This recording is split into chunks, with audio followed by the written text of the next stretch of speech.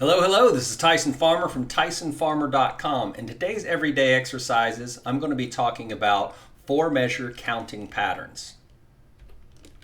So why is this important? Well, a lot of you may be familiar with the concept of counting eighths in a measure. 1 and 2 and 3 and 4 and. It's an excellent way to keep track of where you are within the measure and groups of measures as well. 1 and 2 and 3 and 4 and 1 and 2 and 3 and 4 and. However, what if you have a whole bunch of measures, 8, 16, that many, that's hard to keep track of when you're playing one chord over the entire pattern. Let's take Mr. Brightside as an example. If you're not familiar with this song, it's not a big deal. You'll be able to follow along with the basic concept. So when you have the chorus here, a lot of musicians don't even necessarily always count for every measure. They listen to the lyrics as cues. Notice here, I've got the chorus. Jealousy, turning saints into the sea, swimming through sick lullabies, right? Each one of these words or syllables of words is a cue for when to change to the next chord. Jealousy, turning saints into the sea. So for a lot of musicians, it's absolute overkill to go 1 and 2 and 3 and 4 and 1 and 2 and 3 and 4 and 1 and 2 and 3 and 4 and. Although it's still just a perfectly, legitimate way of counting. However, let's say you have the pre-chorus here. Here we have two measures of the same chord. Not a big deal to keep track of. And you've got all the words. Just now he takes off her dress now, let me go. Right? So you can use each of those words as a cue to tell you when to change the chords. But as soon as you have the word go, look at what happens. Let me go.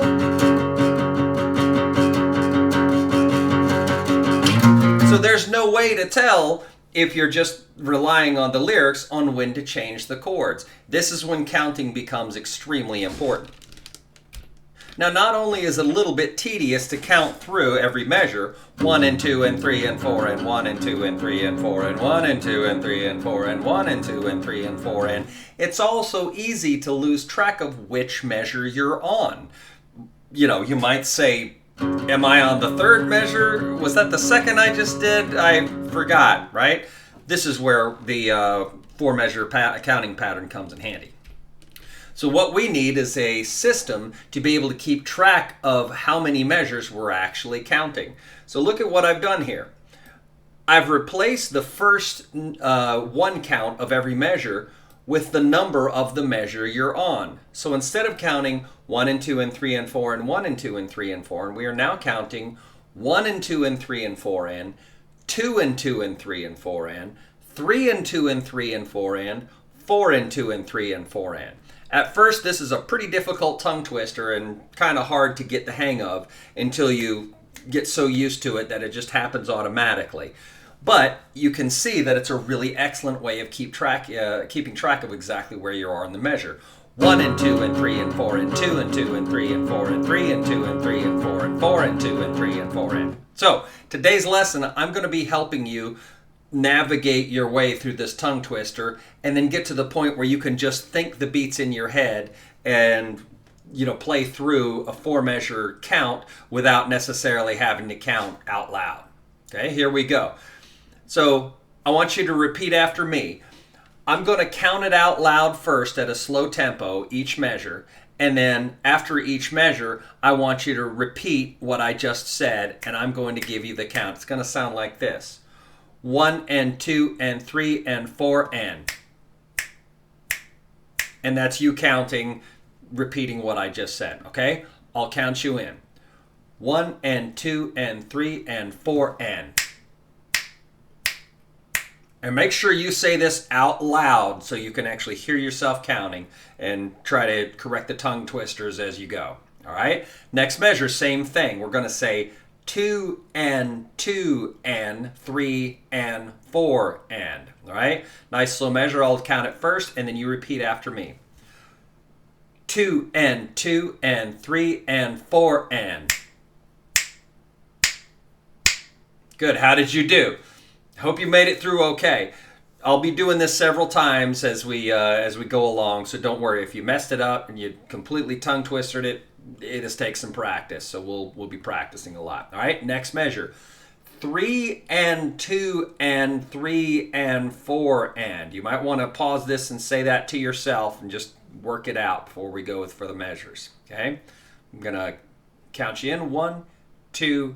Here we go. 3 and 2 and 3 and 4 and.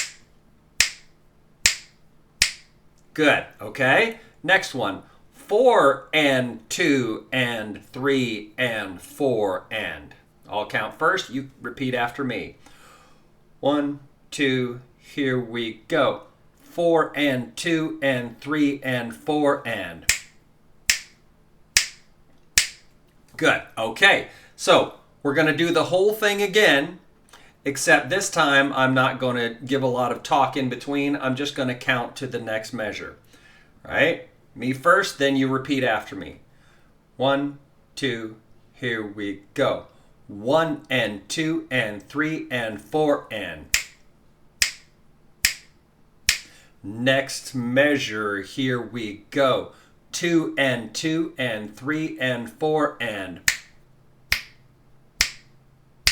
Next measure, here we go. 3 and 2 and 3 and 4 and.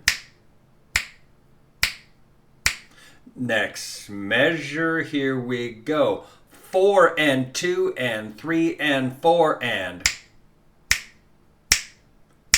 Good. Now, if you're having a lot of problems with this, rewind and keep going on this until you feel comfortable with it. The whole idea here is to get this little tongue twister down to where you can just say it without even thinking, and it becomes an automatic thing, almost like memorizing song lyrics. You'll eventually get to the point where you can think this stuff very fast as beats go by and keep track of exactly where you're at. 1 and 2 and 3 and 4 and 2 and 2 and 3 and 4 and 3 and 2 and 3 and 4 and 4 and 2 and 3 and 4 and you know exactly where you're at. Even if you're not saying it out loud, you can think it faster and really keep track of exactly where you're at. All right, now we're going to do the same thing with no pauses in between. I'm just going to go from one measure to the next. This time, I want you to say it with me. I'm going to be going over this several times, so if you mess up, try to keep catch up and pick back up where you left off. All right, and count you in. 1, 2, here we go. 1 and 2 and 3 and 4 and 2 and 2 and 3 and 4 and 3 and 2 and 3 and 4 and 4 and 2 and 3 and 4 and. Good. All right, let's do that same thing again. Okay, counting you in. 1, 2, here we go. 1 and 2 and 3 and 4 and 2 and 2 and 3 and 4 and 3 and 2 and 3 and 4 and 4 and 2 and 3 and 4 and. Did you run out of breath?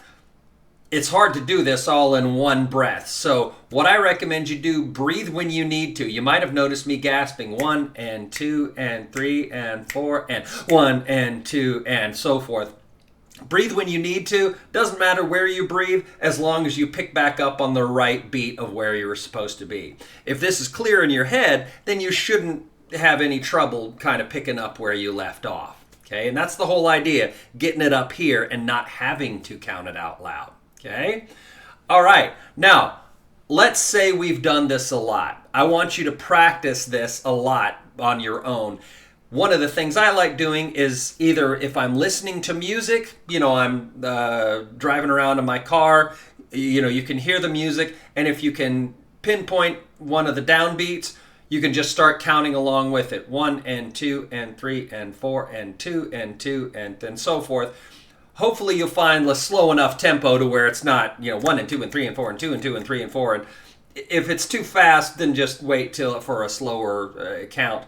Or you can do this if you do a lot of walking while you're walking along. 1 and 2 and 3 and 4 and 2 and 2 and 3 and 4 and with each step, right? Say this out loud or under your breath, just for little bursts at a time. You don't have to do this the entire time. Just basically make it a mantra, make it a habit where you're your head just basically takes over for you and you don't have to think so hard about, which numbers you're saying next. So like I said, just like song lyrics. Okay.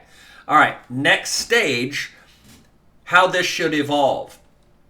What we're going to do is accent the first beat of each one. The 1, the 2, the 3, and the 4 of the measure. And then we're going to, kind of count the rest normal, right? This is going to evolve to the point where we're going to get it all in our head, okay? So it's going to sound like this. 1 and 2 and 3 and 4 and 2 and 2 and 3 and 4 and 3 and 2 and 3 and 4 and 4 and 2 and 3 and 4 and you're counting off those measures, marking each one as they go by. I'm just clapping for emphasis. You can clap if it helps you kind of, give that emphasis yourself, but you don't have to, okay? Let's do this together. Nice slow tempo. I'll count you in. 1, 2, here we go. 1 and 2 and 3 and 4 and 2 and 2 and 3 and 4 and 3 and 2 and 3 and 4 and 4 and 2 and 3 and 4 and. Good. All right. Let's say the next step. You've done this enough, days, weeks, whatever it takes to get that to where it's natural, right? So this is over the fullness of time you're going to be doing this. The next step of evolution on this, you're going to be saying that first number louder and then whispering the rest. Sounds like this. 1 and 2 and 3 and 4 and 2 and 2 and 3, 4 and 3 and 2 and 3 and 4, 4 and 2 and 3 and 4 and. Notice where I had to breathe there. Whispering takes a little more breath, so you breathe where you need to, okay? Let's do this together. I'll count you in. 1, 2, here we go.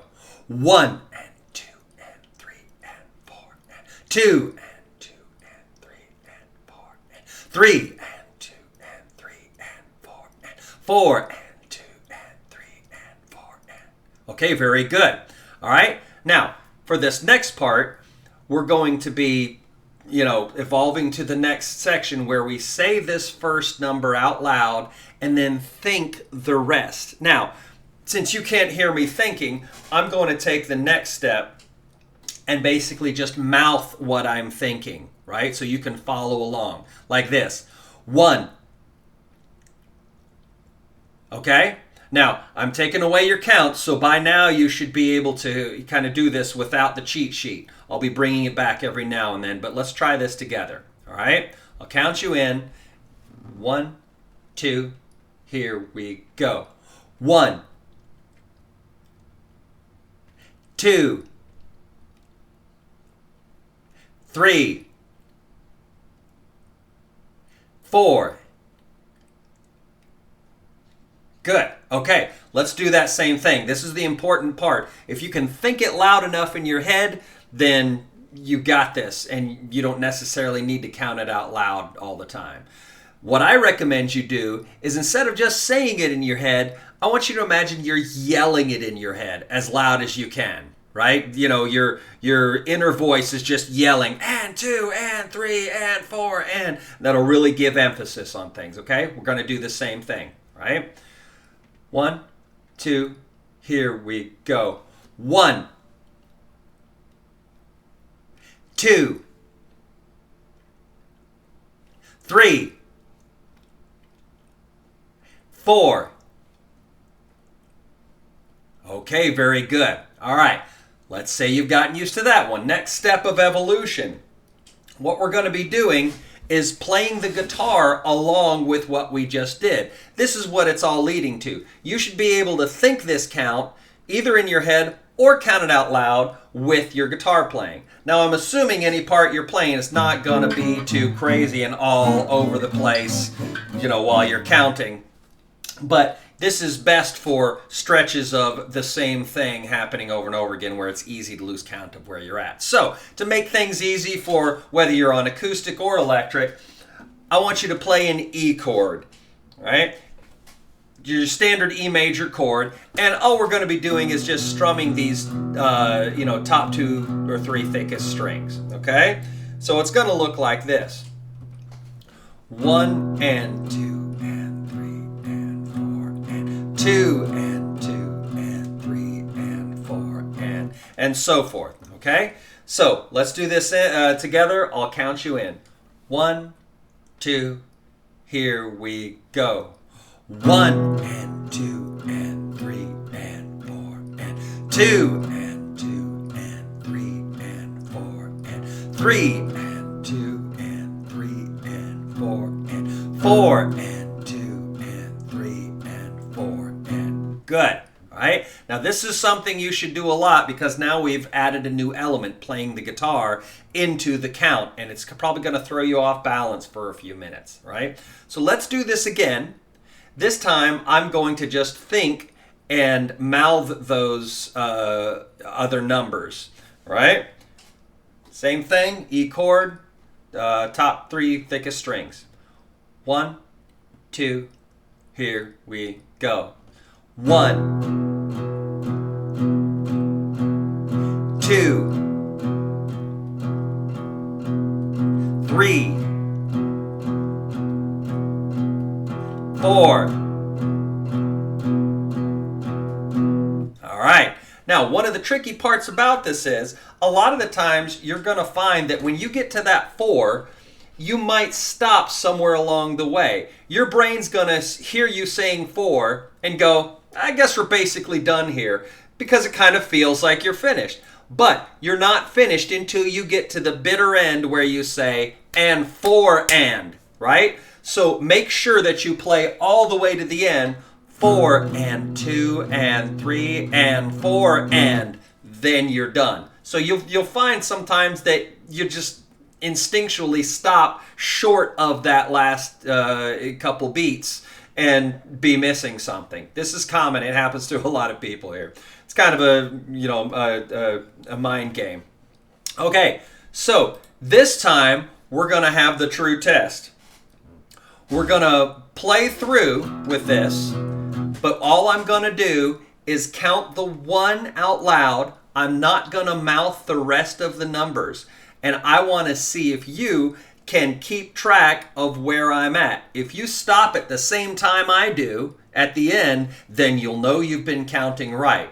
If you keep counting, if you keep playing after I do, then you know you've lost count or added a beat. And if you stop before I do, then you know you've taken a beat away or so. Okay? I'm going to give you your cheat sheet to work with, right? Let's try this together. Get your E chord ready. I'll count you in. 1, 2, here we go. 1.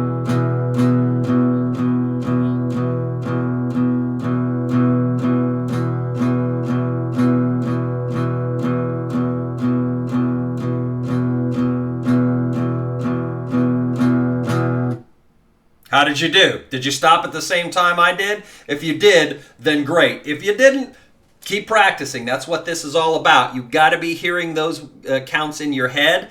And like I said, if it helps, scream or yell, in your mind's ear, so to speak, right?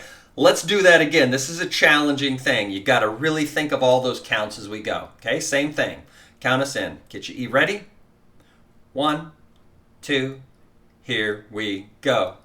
1.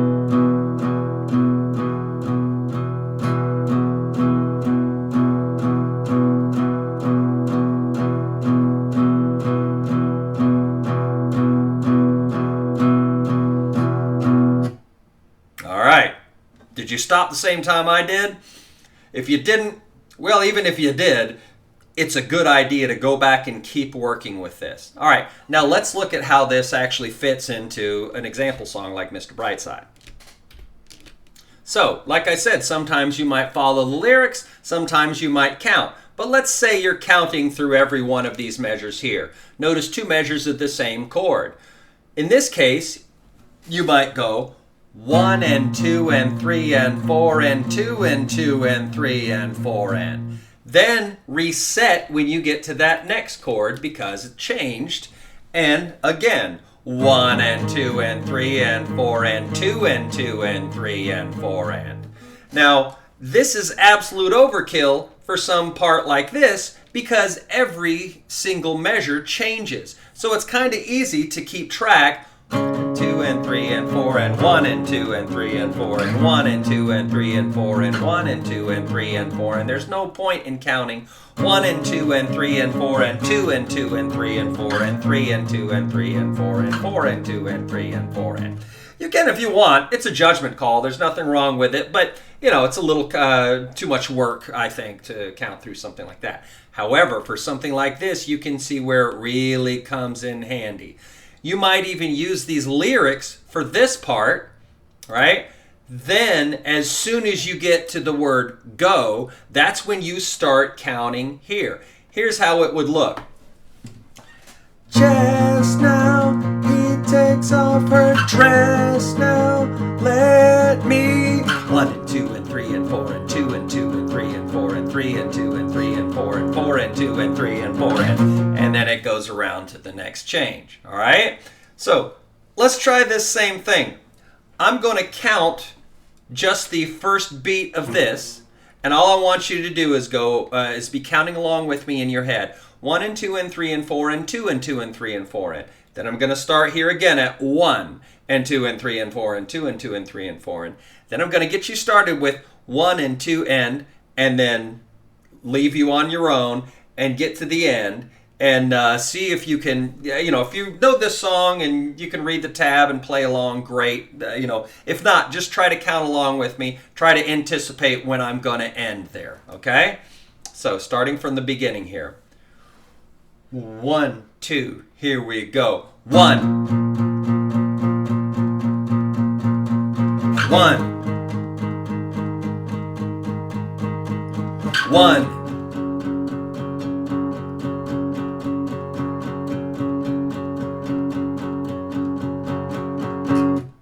All right, how did you do? I did a little faster tempo that time. Let's do that same thing again, all right? Count along with me. 1, 2, here we go. 1. 1. 1.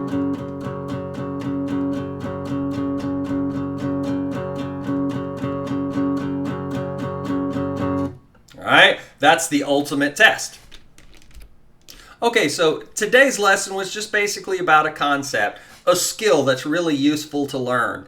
Once you get this going on in your head, you'll find yourself able to keep track of songs a lot better. You'll also find that if you're counting along in this way to a lot of your favorite songs, and you can pinpoint where the downbeat is, usually when a drum fill finishes and it hits a crash, that's the marker for a new set of 4 or 8 bar phrases. And you'll find that significant things happen at the end of some of these 4 bar phrases, like a cool bass lick or a drum fill or something like that.